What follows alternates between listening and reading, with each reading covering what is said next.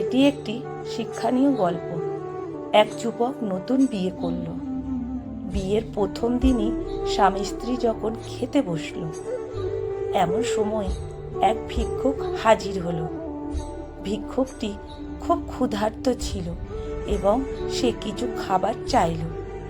স্বামী রাগান্বিত হলো এবং ভিক্ষুককে অকথ্য ভাষায় গালমন্দ করল, অপমান করে তাড়িয়ে দিল।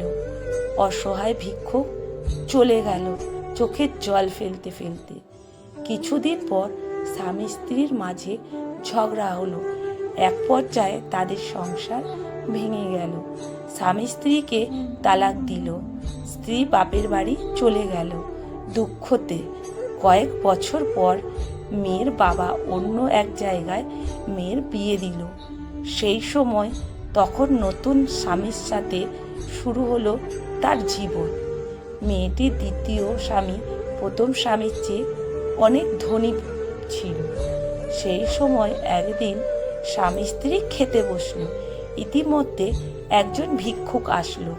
স্বামী স্ত্রীকে বলল, ভিক্ষুককে ভিক্ষে দিয়ে আসো, আমরা এখন না হয় পরে পাবো, কিন্তু সে পাবে কোথায়?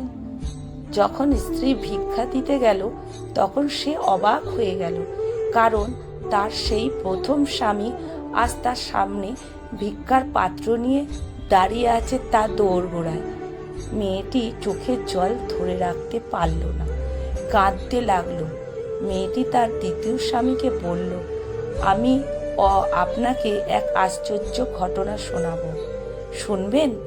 তারপর মেয়েটি তার প্রথম স্বামীকে সাথে ঘটে যাওয়া ঘটনাটি বলে দিল।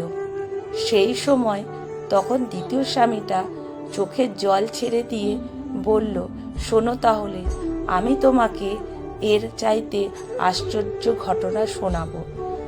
তুমি হয়তো শুনে অবাক হয়ে যাবে যে ওই দিন তোমরা যে অসহায় ভিক্ষুককে তাড়িয়ে দিয়েছিলে, সেই অসহায় ভিক্ষুক লোকটি আমি, যিনি আজ তোমার সম্পদশালী স্বামী। শিক্ষা: ভগবান বা আল্লাহ চাইলে মুহূর্তের মধ্যে গরিবকে ধনী আর ধনীকে ভিখারি বানিয়ে দিতে পারেন।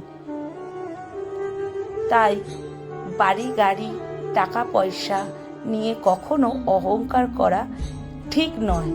লেখা সংগৃহীত, পাঠে অনিতা ভট্টাচার্য।